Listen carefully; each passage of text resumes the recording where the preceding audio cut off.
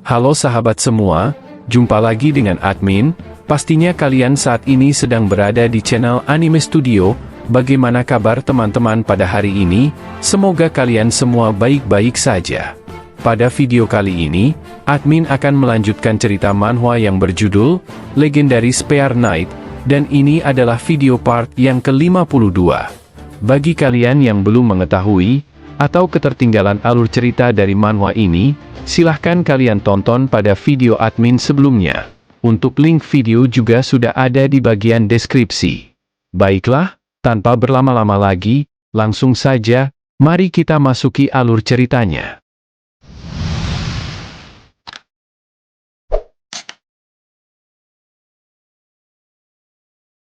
Cerita kemudian berlanjut pada chapter kali ini. Pada awal mulanya kita diperlihatkan kekalahan dari Lucifer, sang raja dari kekaisaran Swallow. Ledakan yang sangat dahsyat terjadi di sana. Lucifer kemudian terbangun di alam bawah sadarnya. Dia merasa bingung, di manakah kini dia berada. Lucifer dengan jelas mengingat bahwa dirinya sedang bertarung melawan Hero King. Lucifer kemudian mendengar suara yang mengatakan, "Kau gagal." Suara ini, "Jadi akhirnya kau mau bicara juga, Azazel?" ucap Lucifer menjawab suara tersebut. Lucifer kemudian bertanya, "Di mana ini? Dan apa yang sebenarnya terjadi?" Azazel menjelaskan, bahwa ini adalah ruang kesadaran mereka bersama. "Ikatan kita berakhir di sini." Lucifer berkata, "Hentikan omong kosongnya dan bawa aku kembali, agar aku bisa melawan Hero King." Namun Azazel mengatakan bahwa itu semua sudah tidak mungkin. Lucifer bertanya, "Kenapa begitu?" Azazel menjelaskan bahwa Hero King yang dibicarakan oleh Lucifer adalah Archangel Lucifer yang sebenarnya. Jika bicara tentang peringkat di dunia manusia, dia adalah rajaku, dan aku harus mematuhi perintah dari Hero King, ucap Azazel. Raja dari Swallow itu kemudian membantah bahwa itu kan adalah masalahmu, tak ada hubungannya denganku. Azazel menyebut kalau Kaisar Swallow belum mengerti situasinya. Tiba-tiba tangan dari Kaisar Swallow perlahan mulai menghitam. Secara mengejutkan, Kaisar Swallow akan segera menghilang untuk selamanya. Dia kemudian meminta untuk menghentikan itu. "Aku pasti bisa mengalahkan Hero King," ucapnya. Akan tetapi, ini semua adalah takdir, dan Kaisar Swallow itu akan segera menghilang dari dunia ini. Kembali ke dunia nyata, Joshua berkata, "Kau sudah benar-benar kehilangan bentuk malaikat yang aku ingat. Meski begitu, senang bertemu lagi denganmu, Azazel." Azazel saat ini sedang tunduk di hadapan Joshua. "Saya mendengar kabar kalau Anda bertemu dengan Asmodeus. Tampaknya Sang Duk sekalipun juga mengalami kesulitan. Bereinkarnasi di Middle Realm, hanya untuk dikhianati lagi dan lagi. Ini menunjukkan betapa mengerikannya kutukan dari Demonic God. Tapi mulai sekarang, saya akan melayani Anda. Apa kita langsung menuju ke Demon Realm saja?" tanya Azazel kepada Joshua. "Seperti pada hari itu, 3 tahun yang lalu, saat Anda menghilang ke Middle Realm." Iselin bingung dengan apa yang sebenarnya terjadi di sana. Dia melihat demon itu tunduk pada Joshua. Sepertinya, mereka juga telah saling kenal. Kira-kira ada hubungan apa mereka? Tanya Nona Pontier. Icarus yang melihat kenyataan itu pun mulai cemas dengan Tuan Joshua. Joshua kemudian mengatakan kalau dirinya tidak bisa kembali sekarang. Azazel bertanya tentang apa alasan tuannya itu. Joshua menjelaskan, masih ada fragmen dari Demonic God yang tertinggal di dunia ini, di Middle Realm. Mendengar hal itu, Azazel pun terkejut, dan dia bertanya apakah Joshua mengetahui letak dari fragmen tersebut. Joshua menemukan petunjuk kalau fragmen demon ada pada Lugia. Joshua tidak tahu kalau Lugia akan menuntun Icarus dan Cain dengan cara seperti itu. Tapi aku memiliki gambaran kasar di mana letaknya. Lugia tidak bisa ada di kediaman Agnus secara kebetulan. Ada kemungkinan besar semua ini berhubungan dengan Heimdall. Aku akan mencari jawabannya dengan mencari Heimdall. Tapi aku harus meluruskan situasi ini terlebih dahulu, ucap Joshua di dalam hatinya. Joshua kemudian berkata, kalau dirinya akan meminta sesuatu kepada Azazel. Joshua ingin Azazel menjadi demon yang sesungguhnya di depan para manusia. Para pasukan yang ada di sana tentu bingung kenapa kaisar mereka berubah wujud menjadi demon dan malah berlutut di hadapan Hero King. Mereka para pasukan Swallow mulai putus asa, karena dua komandan tertinggi mereka sudah dikalahkan. Sedangkan situasi pertarungan masih berlangsung di sana. Joshua meminta hal itu agar identitas aslinya bisa tetap terjaga dan memudahkan urusannya di dunia manusia. Kalau semua orang di sini tidak mati, tentu saja rumornya pasti akan menyebar ke seluruh benua kalau Joshua adalah seorang necromancer yang mengendalikan pasukan zombie. Di samping itu, Joshua harus menjadi seorang pahlawan yang membasmi pasukan mayat hidup. Dengan cara itu, hubunganku dengan para demon bisa menjadi jelas, ucap Joshua di dalam hatinya. Azazel kemudian berpura-pura masih menjadi Kaisar Swallow dan dia memerintahkan kepada para pasukannya untuk segera melindunginya. Ayo hentikan Hero King bersama-sama, ucapnya dengan suara yang keras. Mereka semua kemudian merasa terpanggil oleh tuannya. Para pasukan mayat hidup kemudian bergerak dengan cepat menyerang ke arah Joshua. Tetapun bingung kenapa para pasukan demon itu malah mendengarkan perkataan dari demon Lucifer, padahal mereka di bawah kendali dari Joshua. Icarus pun akhirnya menyadari bahwa itu semua sudah direncanakan oleh Joshua sejak awal agar dia tidak dituduh bekerja sama dengan demon. Icarus kemudian memerintahkan kepada pasukannya untuk segera menyerang para demon dan segera melindungi Tuan Joshua. Para pasukan dari Kekaisaran Avalon juga bingung, kenapa mereka malah diperintahkan untuk bertarung melawan para demon yang sebelumnya berada di pihak mereka. Sir Cain dan Christian kemudian nampak berlari ke arah Joshua. Apa kalian tidak mendengar perintahnya? Tanya Cain kepada para pasukan Avalon. Dengan cepat mereka juga segera bergerak untuk maju sesuai dengan perintah. Tentu saja mereka maju ke medan pertempuran untuk bertarung dan melindungi Tuan Joshua. Pertarungan pun sudah tak dapat dihindarkan lagi. Joshua memerintahkan kepada pasukannya untuk membunuh semua demon yang ada di sana. Joshua kemudian memberikan pesan lewat telepati, tugas kalian sudah selesai, sekarang kembalilah para pasukanku. Dari Joshua kemudian muncul cahaya yang sangat terang. Dalam sekejap para pasukan mayat hidup itu pun hilang dari dunia manusia. Azazel yang berpura-pura kemudian memerintahkan kepada para bawahannya untuk segera bertarung dan melindunginya. Kaisar kalian sedang dalam bahaya dan kalian hanya diam saja melihat ini? Dasar para pengecut tak berguna, ucapnya. Mereka para pasukan Swallow tak bisa menggerakkan tubuhnya karena merasakan niat membunuh dari sang kaisar. Azazel berkata, kalian semua akan kujadikan zombie, pasukan yang tidak akan mati, dan mematuhi segala perintahku, akan kujadikan semua manusia di sini menjadi zombie untuk menyerang Heavenly Realm.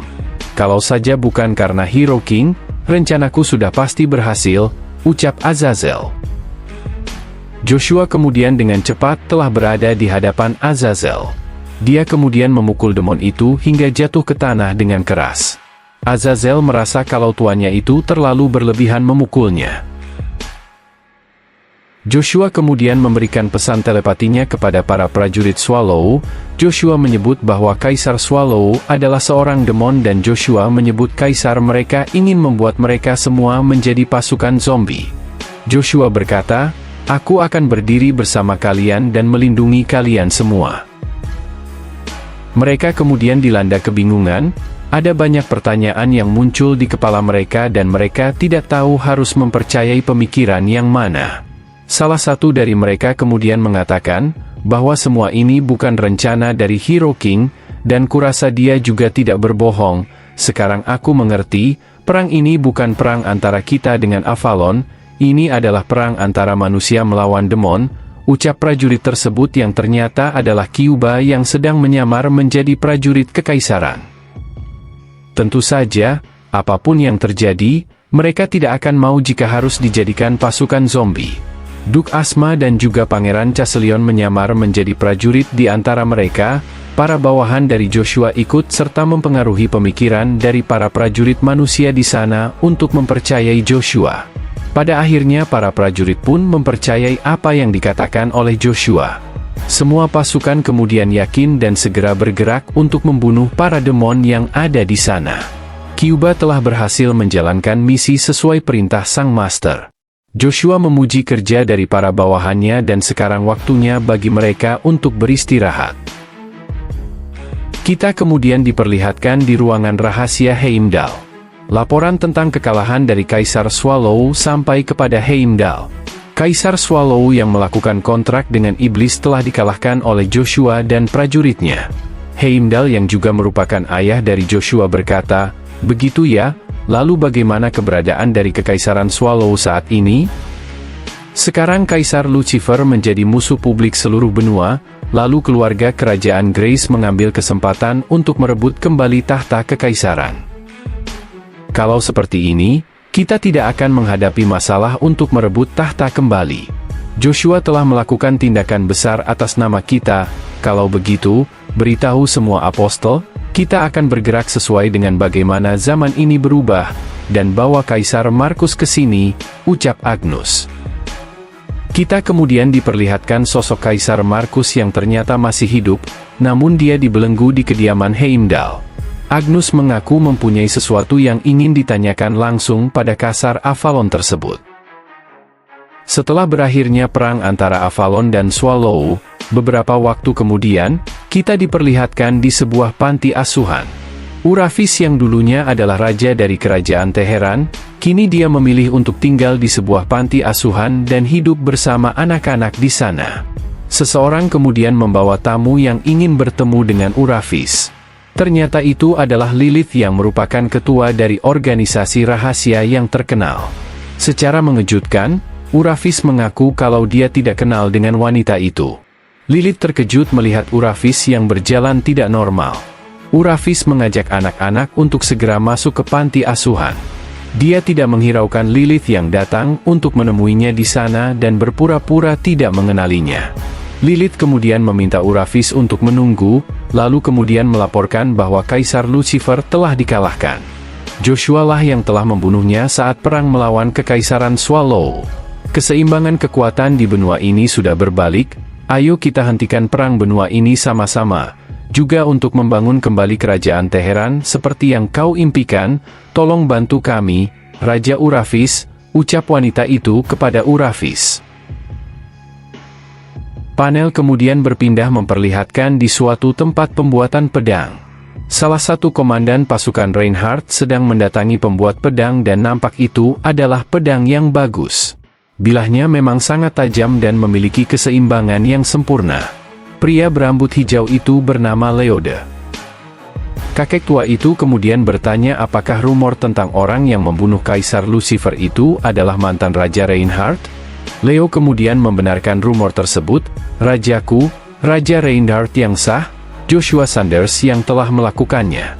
Sekarang dia akan mengambil kembali kerajaan Reinhardt ini, sampai itu tiba, kami akan menunggu." Di saat pembicaraan itu sedang berlangsung, tiba-tiba 3 orang prajurit penjajah datang dan bertanya sedang apa Leo di sana. "Bukankah kau tidak seharusnya keluar bebas seperti ini?" tanya pria tersebut. Pria yang bernama Biller itu adalah kesatria Huvald yang mencapai ranah master. Leo mengatakan kalau dirinya telah menyelesaikan tugas-tugas yang menjadi tanggung jawabnya. Leo bertanya, "Bukankah tugasku hanya mengelola hal yang telah diberikan kepadaku?" Biller menjelaskan kalau itu semua hanya terjadi saat masa pemerintahan Swallow, sekarang karena sudah di bawah Kekaisaran Huvald, posisi dan jabatanmu juga akan disesuaikan lagi. "Aku sendiri yang akan mengantarmu ke tempat teman-temanmu," ucapnya. Dia kemudian meminta Leo untuk ikut dengan baik-baik bersama mereka tanpa perlawanan. Mulai sekarang, Leo akan diberi tugas menjadi gladiator di arena. "Sebaiknya jangan coba-coba untuk melawan, kau sendiri tahu apa yang akan terjadi jika kau melawan," ucap Biller kepada Leo. Panel kemudian berpindah memperlihatkan percakapan tentang pencarian Lilith Aphrodite yang menghilang. "Memang tikus sialan, dia pintar melarikan diri lewat celah-celah kecil," ucap Jaktir yang merupakan faksi pro Kekaisaran Huvald.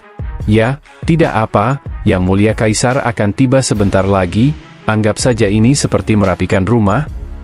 Menurut jadwal, Yang Mulia akan tiba di sini setengah hari lagi."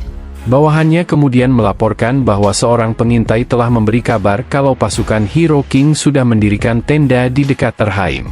Jaktir pun terkejut, bagaimana bisa? Seharusnya butuh waktu 2 minggu untuk membawa pasukan Avalon. Apa maksudmu mereka selesai perang melawan Swallow dan sampai di sini hanya dalam 1 hari? Bawahannya menyebutkan, kemungkinan Tower Master bersama Seven Magi membantu Joshua dan kawan-kawan untuk tiba dengan cepat. Dengan bantuan dari para magi, hal itu bisa saja terjadi. Saya izin mengatakan, bukankah akan lebih baik jika pertarungan arenanya ditunda terlebih dahulu? Kita harus memperkirakan langkah Hero King selanjutnya sebelum melanjutkan acara kita. Akan tetapi, Jaktir tidak menyetujuinya. Kita baru merebut Erhaim dari Kekaisaran Swallow 1 minggu yang lalu. Untuk memperkuat Erhaim sebagai kerajaan bawahan dari Kekaisaran Huvald, tak ada cara yang lebih baik dari menghapus sejarah hidup itu sendiri, dan pertarungan arena ini akan mewujudkan hal itu. Selain itu, acara ini juga bisa meningkatkan semangat juang pasukan kita, ucap Jaktir kepada bawahannya. Dia juga berpesan untuk tetap mengawasi Hero King, dan tingkatkan jumlah pengintai agar kita bisa segera bertindak jika ada situasi darurat. Sementara itu, aku akan mengurus kesatria Wilhelm secara langsung seperti yang sudah direncanakan, ucap Jaktir. Dia kemudian beranjak pergi dari sana dan meminta untuk dibuatkan laporan jika terjadi sesuatu di sana. Tibalah waktu di mana kegiatan adu kekuatan di arena Erhaim akan dilaksanakan. Erhaim akan kembali ke tangan Kekaisaran Huvald, di bawah bimbingan arahan Sang Marshal Emperor Tuan Jaktir, dan akan dibuktikan langsung melalui duel melawan kesatria Wilhelm di arena. Di dalam arena kita melihat senjata dan peralatan bertarung yang dibuang oleh kesatria. Mereka sungguh tidak diperlakukan adil, mereka diberi peralatan bertarung yang sudah tidak layak pakai. Ini bukanlah pertandingan, tapi ini adalah eksekusi untuk kita semua, ucap para pasukan kerajaan Erhaim. Leo hanya terdiam memikirkan nasibnya dan rekan-rekannya. Biller selaku salah satu komandan Huvald kemudian tiba di sana dan terlihat senang dengan kondisi ini. Pria itu kemudian menghina para kesatria Erhaim yang cuma jadi beban dan menempel ke sana kemari, berharap menjadi dewa naga yang bisa melakukan apapun. Seseorang kemudian tiba di sana dan mengatakan bahwa para kesatria itu tidak bersalah. Biller bertanya, siapa kau dan kenapa kau bisa masuk ke sini? Biller dan teman-temannya kemudian mendapat serangan dari seseorang yang baru saja tiba di sana. Mendengar keributan di luar sana, para kesatria pun terkejut. Pintu kemudian terbuka dan kesatria Wilhelm terkejut melihat sosok yang mendatangi mereka. Siapa sangka itu adalah raja mereka yaitu Joshua. Mereka kemudian memberikan penghormatan kepada raja mereka yang sesungguhnya. Leo mengatakan, meski kami sudah berusaha sekuat tenaga menegakkan kehendak dan semangat kebebasan yang diberikan oleh Yang Mulia, sayangnya kami gagal, bahkan kami tidak bisa mempertahankan wilayah Reinhardt, ucapnya dengan wajah sedih. Joshua mengatakan, tidak apa-apa, sekarang masih belum terlambat. Aku sudah membuka jalannya, saat kau sudah keluar dari tempat ini, bawahanku sudah menunggu di luar sana, persenjatai diri kalian dan langsung ambil alih gerbangnya, ucap Joshua. Leo bertanya, apakah tuannya itu tidak akan ikut bersamanya? Panel kemudian berpindah memperlihatkan arena pertarungan, para pasukan meneriakkan nama Jaktir yang akan segera memasuki arena. Jaktir kini berjalan memasuki arena pertarungan. Tentu saja dia akan bertarung melawan perwakilan dari kesatria Wilhelm yang sudah diatur oleh pihak Kekaisaran Huvald. Siapa sangka, orang yang akan mewakili mereka adalah Joshua Sanders. Seketika itu juga, Jaktir langsung terkejut setelah mengetahui siapa yang akan menjadi lawannya. Para penonton pun bingung, bukankah lawannya adalah kesatria dari Wilhelm, tapi kenapa hanya satu orang saja yang keluar dan dia bahkan tidak memakai perlengkapan kesatria, ucap para penonton di sana. Mereka bertanya-tanya, siapakah orang yang telah memasuki arena pertarungan tanpa senjata dan peralatan perang? Joshua, kita telah berhadapan dengan Jaktir di sana. Aku cukup terkejut, aku tak pernah membayangkan akan bertemu denganmu seperti ini, tapi ini malah membuat semuanya menjadi mudah, aku tidak perlu susah-susah mencarimu, ucap Jaktir. Joshua kemudian berkata, Aku berhutang budi padamu, terima kasih sudah mengumpulkan semua pasukan Hufald di satu tempat seperti ini. Kilat berwarna biru kemudian menyambar di arena pertarungan di sana. Aku jadi bisa memusnahkan kalian semua tanpa harus mengangkat jari sekalipun. Apa kau sudah siap mati, Marshal Emperor? Tanya Joshua. Entah apa yang akan terjadi, pertarungan dahsyat nampaknya akan tersaji lagi di chapter berikutnya. Sungguh cerita ini semakin menarik untuk kita nantikan. Bagaimanakah lanjutan ceritanya? Nantikan lanjutan ceritanya pada video admin berikutnya. Dan ini adalah akhir dari cerita pada video kali ini. Bagaimana menurut kalian cerita pada video kali ini? Silahkan kalian tulis pendapat kalian di kolom komentar. Jangan lupa untuk selalu mendukung channel ini dengan menekan tombol subscribe bagi kalian yang belum subscribe channel ini. Like video ini jika kalian suka, dan bagikan video ini kepada teman-teman kalian. Baiklah, sampai di sini dulu perjumpaan kita pada video kali ini. Admin izin pamit undur diri, dan admin ucapkan, terima kasih banyak.